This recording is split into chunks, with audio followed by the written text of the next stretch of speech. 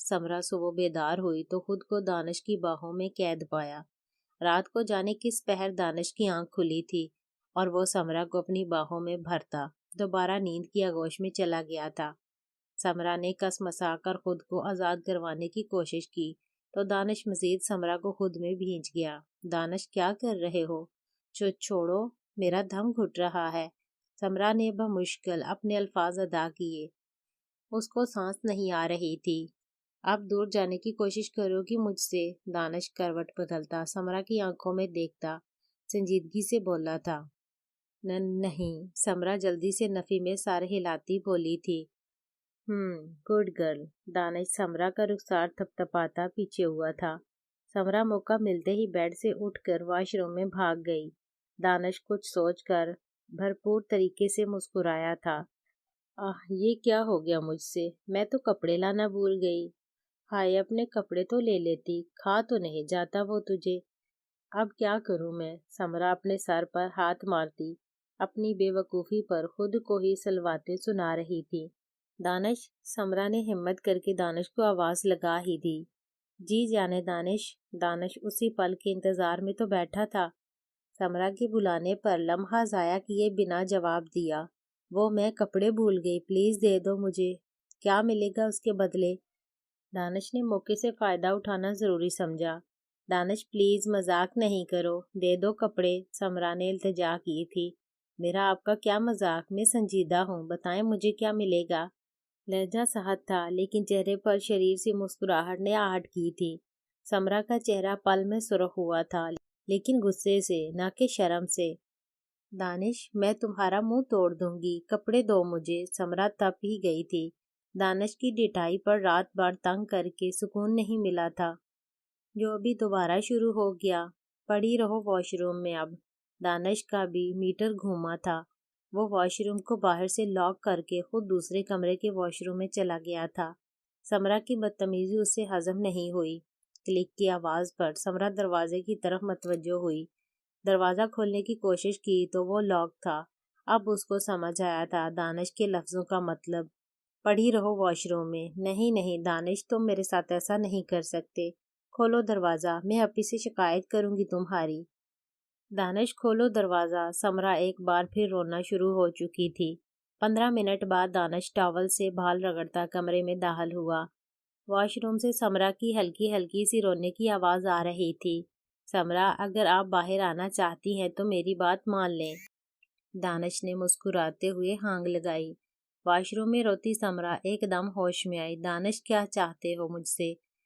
تم کہتے ہو مجھ سے محبت کرتے ہو، تو کیا جس سے محبت کرتے ہیں اس کو ایسے رلاتے ہیں؟ کیا ایسے تنگ کرتے ہیں ان کو؟ پلیز دروازہ کھولو اور میرے کپڑے دے دو۔ سمرا جان، آپ سے محبت کا دعوے دار تو میں اب بھی ہوں، مگر جو 5 سال پہلے آپ نے میرے ساتھ کیا تھا، میری محبت کا جواب تھپڑ سے دیا تھا، چلیں وہ تھپڑ میں بھول جاتا ہوں، لیکن اس کے بعد جو بابا سے آپ نے میری شکایت لگائی کہ میں آپ پر بری نظر رکھتا ہوں، اتنی سی عمر میں جانے کیا کیا کرتا پھرتا ہوں، اس کی سزا تو آپ کو ملنی ہی ہے نا، کیونکہ آپ کے اس عمل کی وجہ سے آج تک بابا سے میں نظریں نہیں ملا پایا۔ انہوں نے بیلٹ سے مجھے مارا تھا، 1 ہفتے بستر پر پڑا رہا تھا۔ میرے جسم پر جگہ جگہ سرخ زخموں کے نشان تھے جو بہت گہرے تھے، کیونکہ بابا نے مجھے بیلٹ کے کفل کی طرف سے مارا تھا۔ اس کے بعد آج تک وہ میرے ہر فعل پر نظر رکھتے ہیں۔ آج تک میں ان کا بھروسہ نہیں جیت پایا۔ میں صرف آپ کی وجہ سے، سمرا، صرف آپ کی وجہ سے میں اپنے بابا سے دور ہو گیا۔ اس لیے تیار رہیں آپ میری ہر سزا کے لیے۔ کپڑے دے رہا ہوں، خاموشی سے پہن کر باہر آ جائیں۔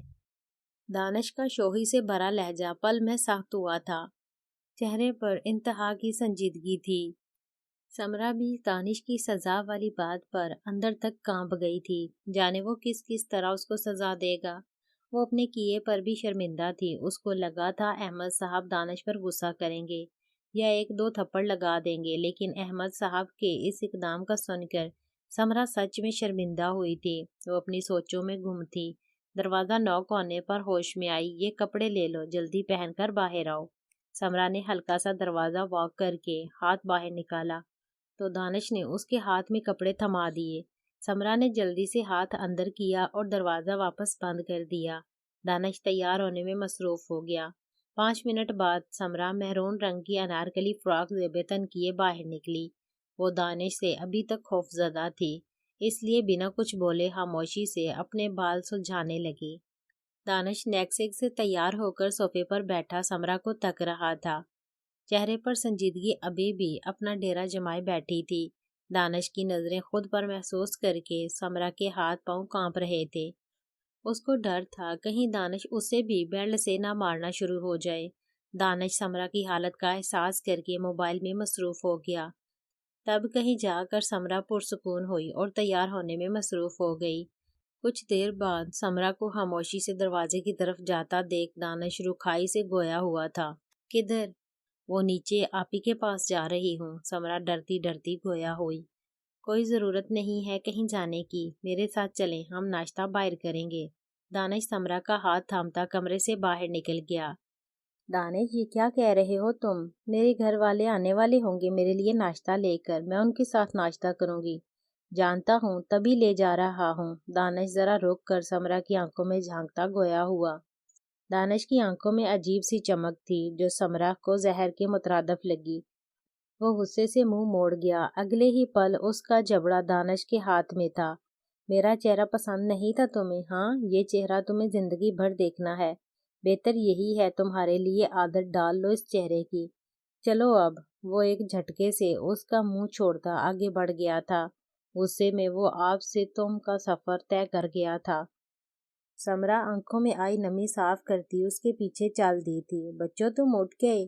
میں آنے والی تھی تم دونوں کو اٹھانے، امی کا فون آیا تھا، وہ لوگ ناشتہ لے کر کچھ دیر میں پہنچ جائیں گے۔ نمرا بیگم ان دونوں کو دیکھ کر خوش ہوتے ہوئے بولی تھی، موم آپ منع کر دیں نانی لوگوں کو ناشتہ لے کر نہ آئیں، کیونکہ ہم دونوں باہر جا رہے ہیں ناشتہ کرنے۔ وہ سمرا کا ہاتھ تھامتا نرمی سے گویا ہوا، بیٹا یہ تو رسم ہوتی ہے نا، ناشتہ دلہن کے گھر سے ہی آتا ہے، اسی بہانے دلہن مل بھی لیتی ہے اپنے گھر والوں سے۔ نمرا بیگم نے اپنے اکھڑ مزاج بیٹے کو نرمی سے سمجھانے کی کوشش کی۔ او گاڈ موم، میں نہیں مانتا ان فضول رسموں کو، اور جہاں تک گھر والوں سے ملنے کی بات ہے تو پھر کسی اور دن مل لیں گی یہ۔ ویسے بھی اتنے سالوں سے اپنے گھر والوں کے ساتھ رہ رہی تھیں، لیکن اب ان کی زندگی میں ہوں تو ان کو مجھ پر توجہ دینی چاہیے۔ دانش بیزاری سے کہتا سمرا کو لے کر راہداری کی طرف بڑھ گیا تھا۔ سمرا اپنی نم آنکھوں میں ڈھیروں شکوہ شکایت لیے نمرا بیگم کو دیکھتی دانش کے ہمراہ گھسیٹتی چلی گئی۔ کیا کروں میں اس لڑکے کا، ہر بات میں اس کو اپنی چلانی ہوتی ہے۔ ابھی تو احمد کو بھی اس کی شادی کا علم نہیں، وہ پہاڑ بھی مجھے سر کرنا ہے۔ اس لڑکے کی ضد پر میں نے شادی تو کروا دی، نہ جانے احمد کا کیا رد عمل ہوگا۔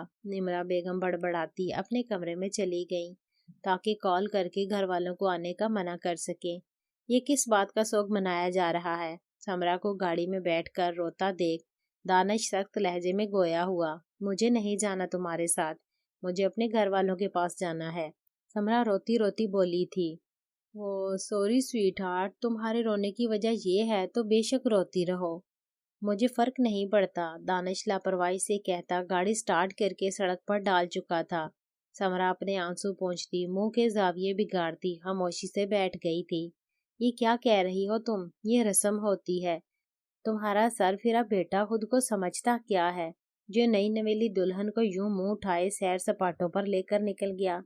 نمرا بیگم کی والدہ بھڑک اٹھی تھی، امی میں نے بہت سمجھایا لیکن اس نے میری ایک نہ سنی، سمرا کو لے کر گھر سے باہر نکل گیا۔ اے دفع کر، یہ بتا میری بچی کیسی ہے، خوش تو ہے نا؟ نفیسہ بیگم بیٹی کے نام پر سب بھلائے اس کے بارے میں معلوم کرنے لگیں۔ ماں کے سوال پر نمرا بیگم کی نظروں کے سامنے سمرا کی نم آنکھیں آ گئیں۔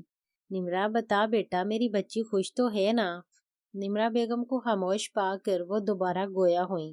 جی جی اماں، ماشاءاللہ بہت خوش ہے۔ نمرا بیگم ہوش میں آتی ماں کی خوشی کی خاطر جھوٹ بول گئی تھی، بس میری بچی خوش رہے، کوئی دکھ آزمائش اس کو چھو کر نہ گزرے۔ نفیسہ بیگم خوش ہوتی اپنی بچی کے لیے دعا دینے لگی تھی۔ جھٹکے سے گاڑی رکی تھی۔ سمرا نے اپنی بند آنکھیں وا کی تھیں۔ سامنے کا خوبصورت منظر دیکھ کر سمرا کو اداس دل خوش ہوا تھا۔ اس کے مرجھائے چہرے پر ہلکی سی مسکراہٹ آئی تھی، آنکھیں چمک اٹھی تھی۔ اس کے برابر میں بیٹھا دانش بھی اس کو خوش ہوتا دیکھ مدھم سا مسکایا تھا۔